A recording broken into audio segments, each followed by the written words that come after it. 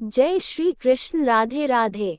दोस्तों, भगवान कृष्ण कहते हैं कार्तिक मास में तुलसी के पास एक बार दिया जलाने से क्या होता है। श्रोताओं, एक दिन देवी सत्यभामा भगवान श्री कृष्ण के पास आए और उनसे पूछने लगी, हे स्वामी, आपने मुझे तुलसी के पौधे को जल देने का महात्म्य तो समझा दिया, लेकिन कार्तिक मास में तुलसी के पास दीपक जलाने का क्या महात्म्य है। कार्तिक मास में रोज शाम को तुलसी के पास दीपक क्यों जला जाता है और इससे मनुष्य को क्या फल प्राप्त होता है। कार्तिक मास में तुलसी के पास दीपक जलाने की विधि क्या है और दीपक लगाते समय कौन से मंत्र का उच्चारण करना चाहिए, कृपया मुझे विस्तार से बताइए। तब भगवान श्री कृष्ण मुस्कुराते हुए बोले, हे देवी, आज तुमने समस्त संसार के कल्याण की भावना से बहुत उत्तम प्रश्न किया है। तुम्हारे इस प्रश्न का उत्तर देने से पहले मैं तुम्हें एक प्राचीन इतिहास सुनाता हूँ, जिससे तुम्हें तुम्हारे सभी प्रश्नों के उत्तर मिल जाएंगे, इसलिए तुम इस कथा को ध्यानपूर्वक सुनो। ये सुनकर देवी सत्यभामा ने कहा, हे प्रभु, मैं इस कथा को सुनने के लिए अत्यंत उत्सुक हूँ।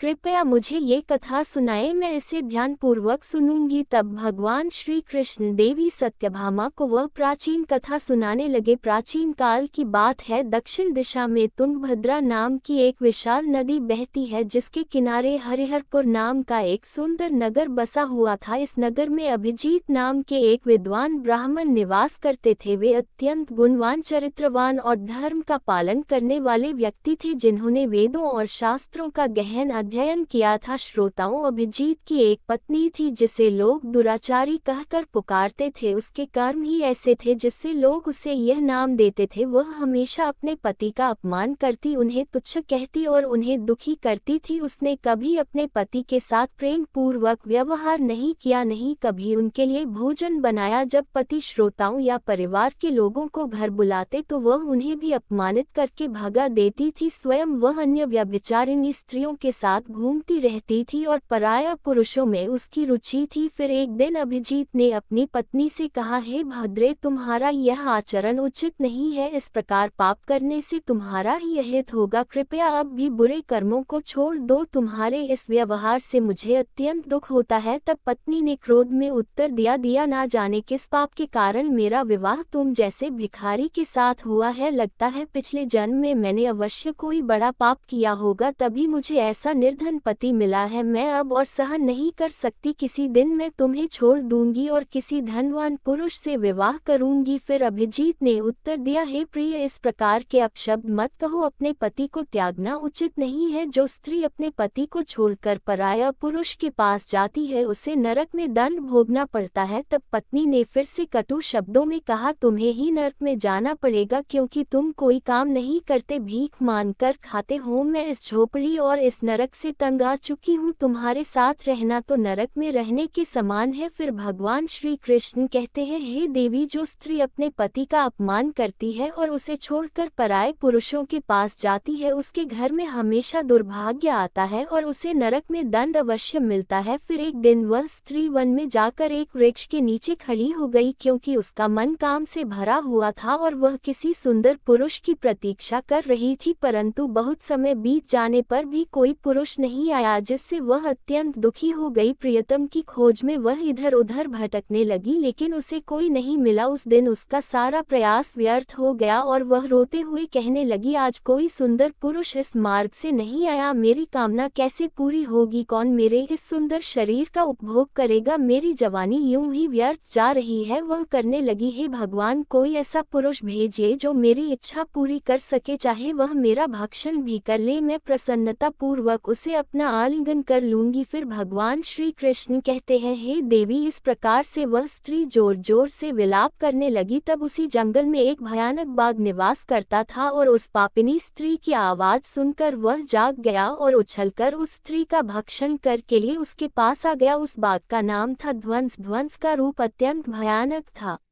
उसका शरीर काले और नारंगी धारियों से युक्त था जो जंगल की छाया में घुलमिल जाता था। उसकी आंखें अंगारे की तरह लाल थी जो अंधेरे में भी चमकती थी। उसके जबड़े से लंबे तीक्ष्ण दांत बाहर निकले हुए थे जो किसी भी जीव को चीरने के लिए पर्याप्त थे। ध्वंस की लंबी मजबूत पूंछ उसकी ताकत का प्रतीक थी। वह अपनी बलिष्ठ टांगों से जंगल में तेजी से दौड़ सकता था। ध्वंस का पूरा शरीर शक्तिशाली मांसपेशियों से भरा हुआ था जिससे वह एक ही झपट्टा में अपने शिकार को धराशायी कर सकता था। उसकी नाक से बार बार गर्म सांसें निकलती थी मानो वह हर पल अपने अगले शिकार की तलाश में हो। ध्वंस का एकमात्र लक्ष्य उन पापी और दुराचारी लोगों का भक्षण करना था जिन्हें उसकी नीति ने उसे सौंपा था। श्रोताओं, उस भयंकर बाघ को अपने सामने खड़ा हुआ देखकर उस स्त्री के पसीने छूटने लगे और वह भय से थरथर कांपने लगी। वह स्त्री कुछ करती इतने में ही उस बाघ ने अपने पंजे से उसे घायल कर दिया और वह स्त्री जमीन पर गिर पड़ी। जमीन पर गिरते ही वह स्त्री चिल्लाते हुए बोली, अरे बाघ, तू किस लिए यहाँ पर आया है और मुझे क्यों मार रहा है? मैं यहाँ पर अपने प्रियतम को खोज रही थी। तू मुझे छोड़ दे, मेरा भक्षण करके तुझे क्या मिलेगा? उस स्त्री की यह बात सुनकर वह भयानक बाघ क्षण भर के लिए रुक गया और हंसते हुए बोला, हे दुष्टा, आज विधाता ने तुझे मेरा भोजन नियुक्त किया है। तुझ जैसी पापिनी स्त्रियों का भक्षण करना ही मेरा काम है, तभी मुझे इस शरीर से मुक्ति मिलेगी। तब वह स्त्री कहने लगी, हे बाघ, तुम कौन हो? मुझे सच सच बताओ, तुम्हें किस कारण से बाघ होना पड़ा और तुम मुझ जैसी स्त्रियों का भक्षण क्यों करते हो? पहले मुझे सारी बात बताओ और फिर मेरा भक्षण करो। फिर ध्वंस नाम का वह बाघ कहने लगा, हे पापिनी, मैं तुम्हें मेरे पूर्व जन्म का वृतांत सुनाता हूँ कि किस कारण से मुझे बाघ होना पड़ा। पूर्व काल में दक्षिण देश में अमलापाहा नाम की एक पवित्र नदी बहती थी। उसी नदी के तट पर एक नगरी बसी हुई थी। यह नगरी अपने सुंदर मंदिरों, शांत वातावरण और धार्मिक अनुष्ठानों के लिए प्रसिद्ध थी। वहाँ एक ब्राह्मण परिवार निवास करता था जिसमें मैं जन्मा। मेरा नाम देवदत्त था। मेरे पिता एक ब्राह्मण थे जो यज्ञ, हवन और धार्मिक अनुष्ठानों का पालन करते थे। मैंने अपनी किशोरावस्था में वेदों का अध्ययन किया और यज्ञ आदि धार्मिक कार्य में पारंगत हो गया, लेकिन जैसे जैसे मैं बड़ा हुआ मेरे मन में धन का लोभ बढ़ता गया। मैंने अनेक यज्ञों का आयोजन किया, लेकिन वे धार्मिक उद्देश्य से नहीं बल्कि धन के लिए थे। मैं पापियों के साथ बैठता था जो धर्म का पालन नहीं करते थे और उनके साथ भोजन करता था, और मैंने धन के लोभ में उनके अनैतिक कार्यों का समर्थन भी किया। धर्म के मार्ग से भटकते हुए मैंने उन वस्तुओं का भी सेवन किया जिन्हें ब्राह्मणों को नहीं लेना चाहिए। मेरा मन इतना लोभ में डूब गया कि मैं बहाने बहाने में दूसरों से धन मांगता और फिर वापस नहीं करता। मैंने अनेक प्रकार के छलकपट किए और इस प्रकार करते हुए कई वर्ष बीत गए। फिर समय के साथ मेरा शरीर कमजोर हो गया, बाल सफेद हो गए, आंखें धुंधली हो गई और मुंह के दांत गिर गए, लेकिन धन का लोभ अब भी मेरे मन से नहीं गया और मैं पाप करता रहा। फिर एक दिन धन के लालच में मैं फिर से नदी के किनारे गया जहां मैंने अन्य धूर्त ब्राह्मणों के साथ मिलकर लोगों को ठगा। हम सभी ने झूठे मंत्रों का उच्चार किया और बिना विधि विधान के ही देवी देवताओं का पूजन किया, लेकिन इसका उद्देश्य केवल अधिक से अधिक धन दान में प्राप्त करना था। हमने लोगों को धर्म के नाम पर धोखा दिया। फिर उस दिन मैंने काफी धन एकत्र किया, लेकिन उसी समय मेरे साथ एक भयानक घटना घटी। जब मैं उसी दिन नदी के तट पर बैठा हुआ था तभी एक बीमार और भटकता हुआ कुत्ता मेरे पास आया। मैंने उसे से दुत्कार कर भगा दिया, लेकिन वह क्रोध में आकर मेरे पैर में काट बैठा जिससे मैं मूर्छित होकर वहीं गिर पड़ा और उसी क्षण मेरे प्राण निकल गए। फिर मेरी मृत्यु के बाद यम के दो दूत प्रकट हुए जो काले और भयानक रूप वाले थे और उनके हाथों में जंजीरें थी। उन्होंने मुझे पकड़ लिया और यमपुरी की ओर ले गए। फिर यमपुरी में मुझे यमराज के सामने खड़ा किया गया। यमराज ने अपने दिव्य सिंहासन से चित्रगुप्त को आदेश दिया कि वे मेरे कर्मों का लेखा जोखा प्रस्तुत करे। तब चित्रगुप्त ने बड़े ही गंभीर स्वर में कहा, हे धर्मराज, ये ब्राह्मण जिसका नाम देवदत्त था, इसने अपने जीवन में घोर पाप किए हैं। इसने धर्म के नाम पर लोगों को ठगा है और झूठे मंत्रों का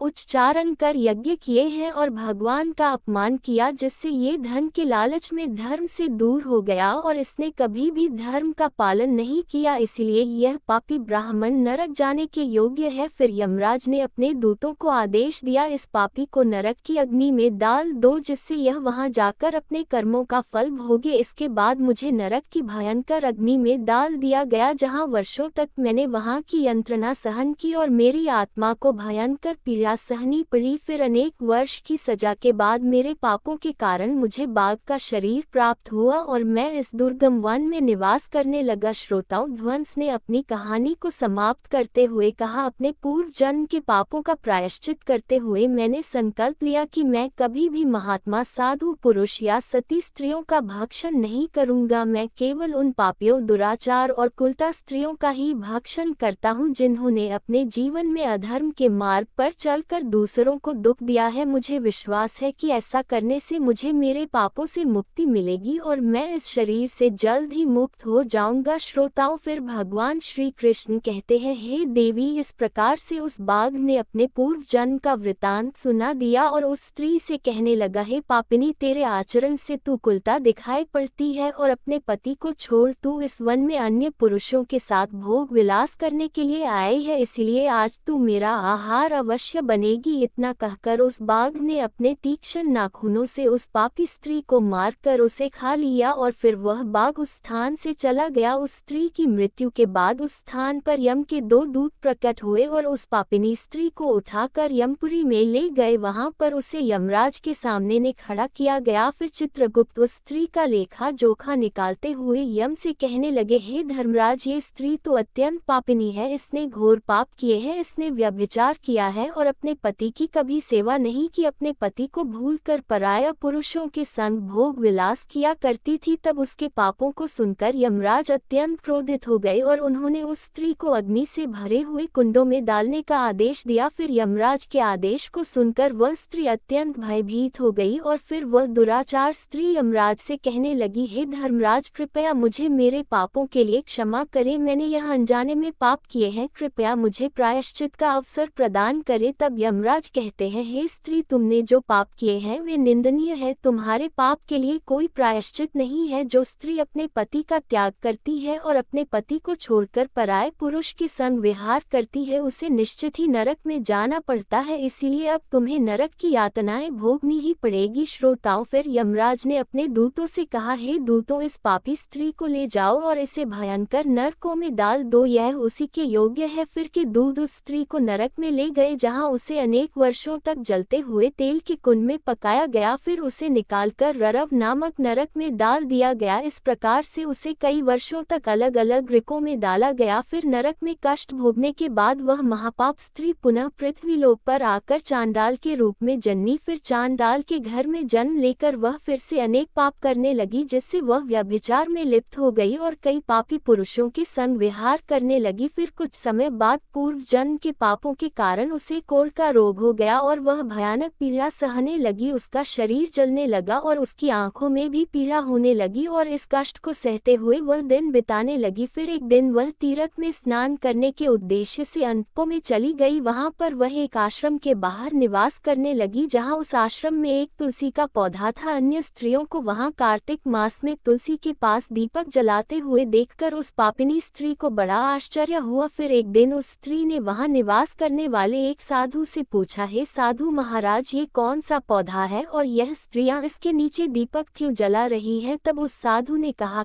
हे कल्याणी, यह अत्यंत पवित्र तुलसी का पौधा है, इसके दर्शन मात्र से ही संकटों का नाश होता है और इस तुलसी को कार्तिक मास में जल देने से सभी देवी देवताओं की कृपा प्राप्त होती है तथा इसके पास दीपक जलाने से समस्त पाप नष्ट होते हैं। तब साधु की यह बात सुनकर उस स्त्री को बहुत प्रसन्नता हुई और उसने साधु से पूछा, हे साधु महाराज, यदि कोई अत्यंत पापिनी स्त्री भी इसके पास दीपक जलाएगी तो क्या उसके पाप नष्ट हो जाएंगे? तब साधु ने उत्तर दिया, हे पुत्री, यह सत्य है, यदि किसी स्त्री ने घोर पाप भी किए हो तब भी उसके पाप कार्तिक मास में तुलसी के पास दीपक जलाने से नष्ट हो सकते हैं और उसके सभी जन्मों के पाप भी समाप्त हो जाते हैं। किंतु हे पुत्री, तुम कौन हो और इस प्रश्न को पूछने का कारण क्या है? तब वह स्त्री कहती है, हे साधु महाराज, मैं महापापिनी हूँ, मैंने व्यभिचार किया है तथा अनेक प्रकार के पाप किए हैं, मेरे पापों के कारण ही मेरी ऐसी दुर्दशा हुई है, कृपया मुझे पापों से मुक्ति का उपाय बताए। फिर साधु कहते हैं, हे पुत्री, अब से तुम पूरे कार्तिक मास इस तुलसी के पास दीपक जलाओ, जिससे तुम्हारे समस्त पाप और दोष समाप्त हो जाएंगे। फिर उस साधु की बात सुनकर उस पापी स्त्री ने भी वही किया। उसने तुलसी के पौधे के पास एक दीपक जला दिया। इस प्रकार से वह स्त्री नित्य उसी स्थान पर तुलसी के पास दीपक जलाने लगी। फिर एक दिन वह स्त्री शाम के समय तुलसी के पास दीपक जलाने लगी तो उसी समय उसकी हृदयाघात से उसकी मृत्यु हो गई और वह वहीं जमीन पर पड़ी रही। फिर राज के 2 दूत उस स्त्री को यमलोक ले जाने के लिए उस स्थान पर प्रकट हुए। जैसे ही यम के दूत उस पापी स्त्री को पाश में बांध कर ले जाने लगे, तभी भगवान विष्णु के 2 पार्षद उस स्थान पर प्रकट हुए। वे दिव्य पार्षद अत्यंत तेजस्वी थे। उनके शरीर से स्वर्ण प्रकाश की किरणें निकल रही थी जो चारों ओर का अंधकार दूर कर देती थी। उनका रूप इतना मोहक और दिव्य था कि उन्हें देखकर किसी का भी मन श्रद्धा से भर जाता और उनके चेहरे पर शांत मुस्कान थी जो अपार करुणा और दया का प्रतीक थी। उनके वस्त्र रत्न जड़ित और रेशमी थे जो नीले और सुनहरे रंग में चमक रहे थे, मानो स्वयं वैकुंठ का सौंदर्य उनके व्यक्तित्व में समाया हो। उनके कानों में सुनहरे कुंडल झूल रहे थे जिनसे दिव्य संगीत की ध्वनि प्रतीत होती थी। उनके माथे पर तिलक और चमकती हुई बिंदी थी जो उनके दिव्यता का सूचक थी। वे दोनों विशाल कद और बलिष्ठ थे। उनके हाथों में दिव्य गदा थी जो न्याय और धर्म की शक्ति का प्रतीक थी। वे उस स्त्री को अपने दिव्य स्पर्श से मुक्ति का आश्वासन देने आए थे जिससे उसके सभी पाप नष्ट हो सके और उसे स्वर्ग की यात्रा का अधिकारी बना सके। तब उन पार्षदों ने यमराज के दूतों को रोक लिया और कहने लगे, हे यम दूतों, इस स्त्री को तुम छोड़ दो। ये स्त्री नरक जाने के योग्य नहीं है। तुम किसके आदेश से ऐसा अधर्म कर रहे हो? फिर यम के दूत कहने लगे, हे पार्षदों, हम यमराज के आदेश से इस पापी स्त्री को उठाकर ले जा रहे हैं, किंतु आप हमें किस कारण से रोक रहे हो? ये स्त्री अत्यंत पापी है, इसे नरक में ले जाने की आज्ञा मिली है। ये सुनकर भगवान विष्णु के पार्षद मुस्कुराए और बोले, हे यमदूत, तुम सत्य बोलते हो, लेकिन इस स्त्री का एक ऐसा पुण्य भी है जो इसके समस्त पापों को मिटा चुका है। क्या तुमने देखा नहीं कि इसने अपने जीवन में संध्या के समय तुलसी के समीप दीपक जलाया है? तब यमदूतों ने चकित होकर पूछा, हे पार्षदों, कार्तिक मास में क्या केवल तुलसी के समीप दीपक जलाने से इसके समस्त पाप नष्ट हो सकते हैं? फिर भगवान विष्णु के पार्षद ने गहन दृष्टि से यमदूत की ओर देखा और समझाया, तुम इस बात को नहीं समझते। यमदूत, तुलसी भगवान विष्णु की परम प्रिय है और जो भक्त श्रद्धा और भक्ति से पूरे कार्तिक माह तुलसी के समीप दीपक जलाता है वह भगवान श्री हरि विष्णु की कृपा का पात्र बन जाता है। संध्या के समय दीपक जलाने का पुण्य अनंत गुना बढ़ जाता है और यह न केवल उसके पापों को नष्ट करता है बल्कि उसे स्वर्ग का अधिकारी भी बनाता है। इस स्त्री ने सच्चे मन से तुलसी का पूजन किया और दीपक प्रज्वलित किया है, इसी कारण इसके सारे पाप नष्ट हो चुके हैं। अब यह नरक जाने के योग्य नहीं है। फिर यमदू ने अपने हाथ जोड़कर कहा, हे पार्षदों, आप सत्य कह रहे हैं, हमें इसके भक्ति के बारे में जानकारी नहीं थी। यदि यह भगवान विष्णु की प्रिय भक्त है तो इसे हम कैसे नरक ले जा सकते हैं? फिर भगवान विष्णु के पार्षदों ने मधुर स्वर में कहा, हे यमदू, तो अब तुम लौट जाओ। इस स्त्री ने कार्तिक मास में तुलसी की सेवा की है और उस दीपक की रोशनी में अपने सारे पापों को भस्म कर चुकी है। अब इसे विष्णु लोक में ले जाया जाएगा जहां इसका स्वागत होगा। यह अब स्वर्ग की अधिकारी बन चुकी है। प्रिय श्रोताओं, पार्षदों की यह बात सुनकर